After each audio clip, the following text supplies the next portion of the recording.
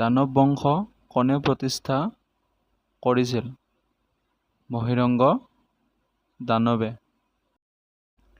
দানৱ বংশৰ ৰাজধানী কি আছিল? দানৱ বংশৰ ৰাজধানী আছিল মৈৰাংক পৰ্বত। ঘটকাসুৰক কোনে হত্যা কৰিছিল? ঘটকাসুৰক হত্যা কৰিছিল নৰকাসুৰে। প্ৰাগজ্যোতিষপুৰৰ আটাইতকৈ পুৰণি ৰজাজন কোন আছিল? মহীৰংগ দানৱ।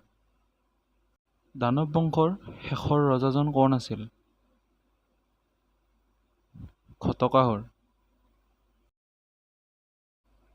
কোনখন চহৰ জ্যোতিষশাস্ত্ৰত বিখ্যাত আছিল? প্ৰাগজ্যোতিষপুৰ। প্ৰাগজ্যোতিষপুৰৰ প্ৰথম বংশ দানৱ বংশ। তান্ত্ৰিক পুথি যোগিনী তন্ত্ৰৰ মতে দুগৰাকী দেৱীক পূজা কৰা হৈছিল, এগৰাকী কালী আৰু আনগৰাকী কোন আছিল? কামাখ্যা।